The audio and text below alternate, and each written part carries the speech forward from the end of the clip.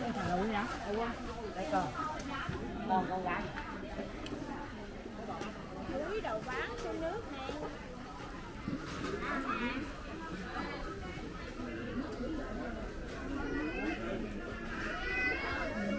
Hai đứa với con đây mà. Dành cho nó quay lại. Bà ngoại bà đi coi.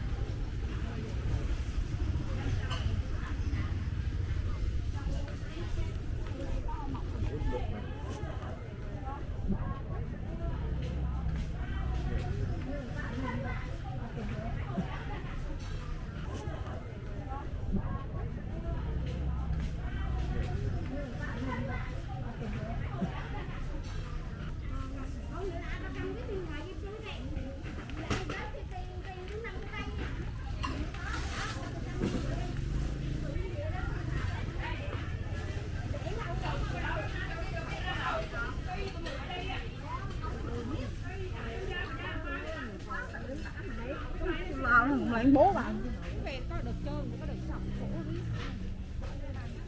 đây thử.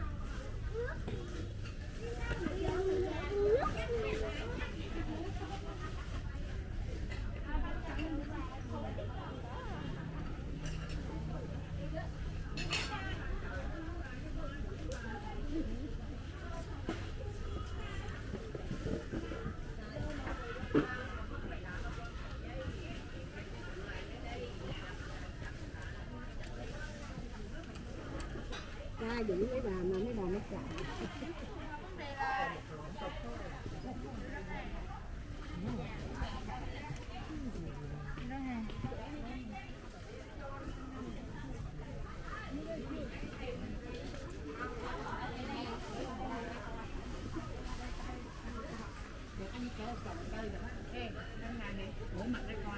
Chọn chưa? Chọn chưa? Cho đếm để chờ không?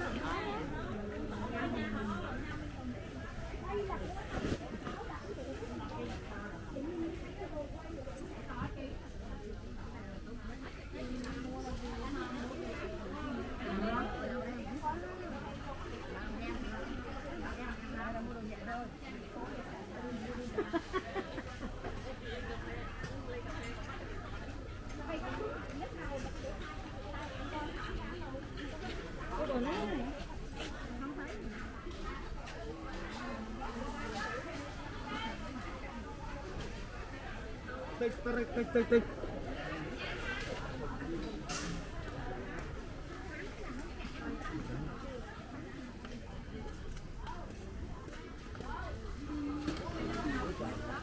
Ăn đi mình ngồi mình ăn đi. Ông biết chậu muốn xào muốn nghỉ lọc này.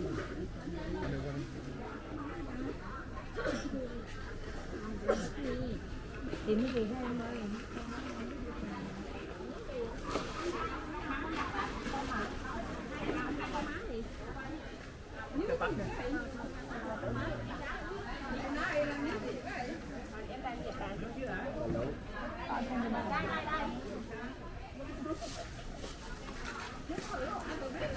Đây thằng lụi hả? Đây con gái. Nó bỏ 30 gram, con gái 15 ngàn để ăn nè.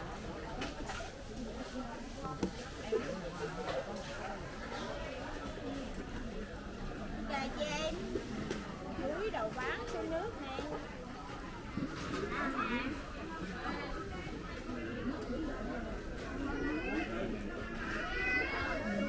Hai đứa với con đây mà.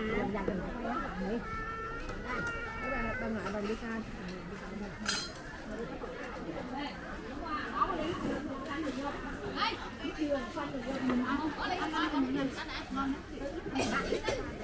Ngồi mua 5 tặng một.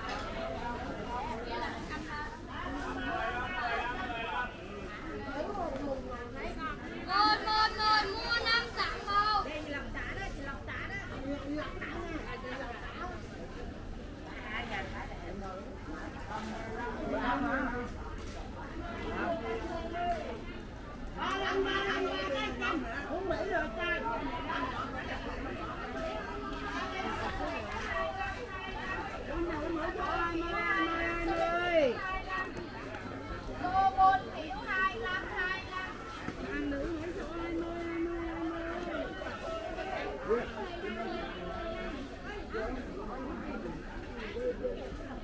Lấy cái tờ ơi. 50 Sao mấy xô kiểu 25 lâu năm đồ mặn hơn hả mọi năm vào chơi Rồi 50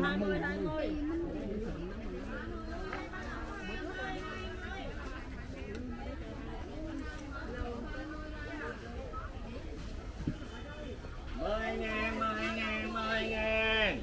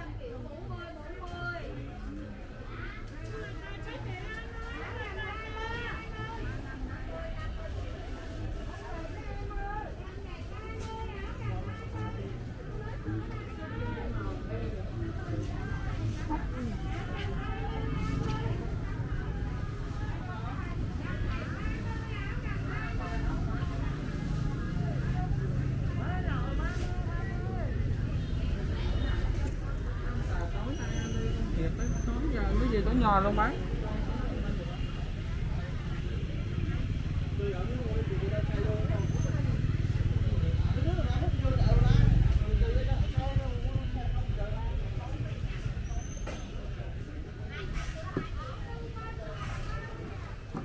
Đi về khách sạn phải không?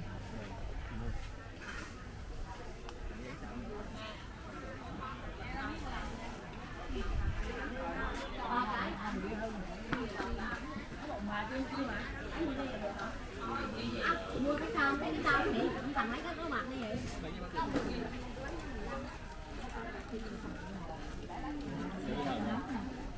Lâu em ơi. Lâu rồi em ngồi chị ơi. nấu không chị bán được đi về nữa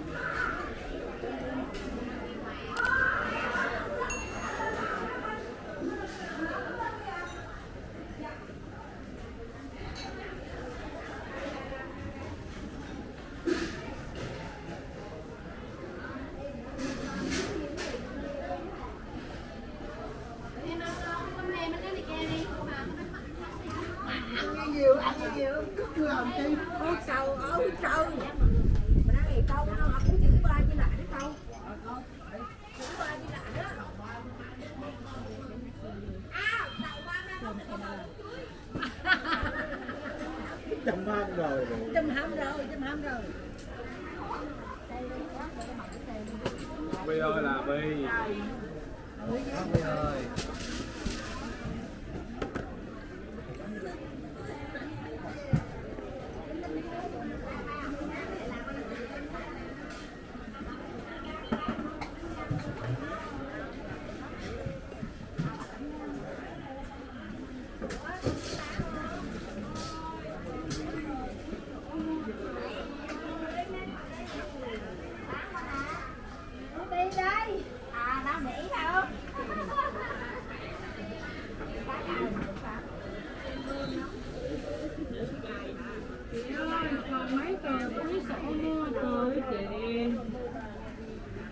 Chốt của công ty Minh chứ cùng mạng vậy nó đâu có chốt cho đâu cả.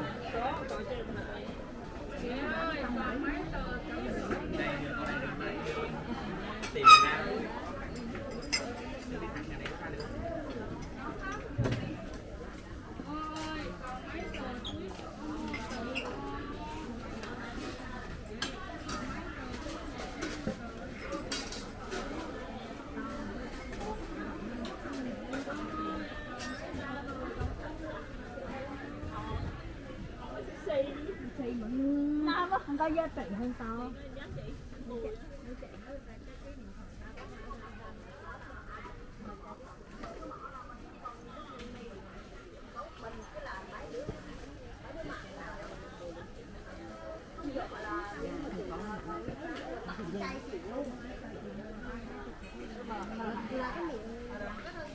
Cái gì con gì nhờ được gió mạnh luôn mà.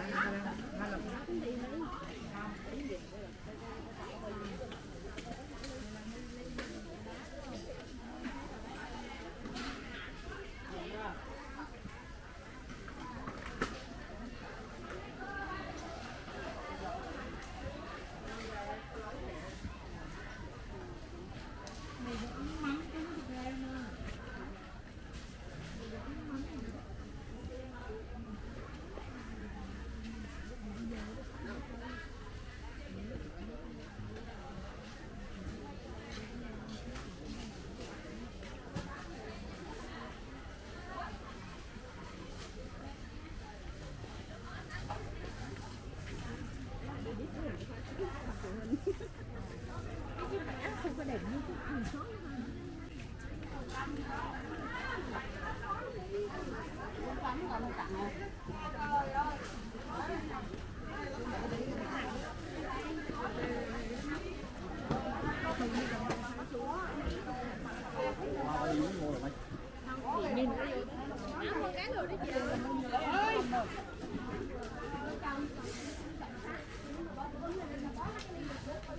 Đẹp lắm bé.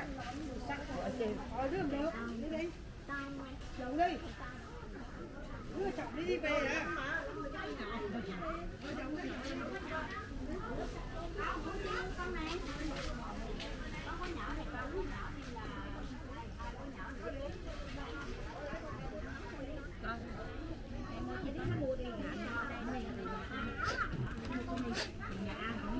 còn mấy con không cho nhiều đó cũng được.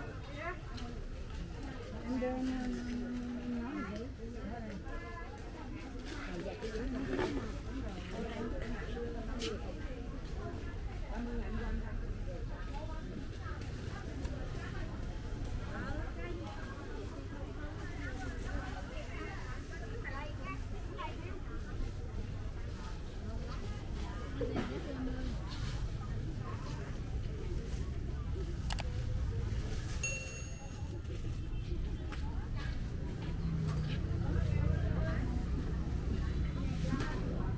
bây giờ thấy con Thái chị đó. Con trắng liền. Nó cỡ trắng.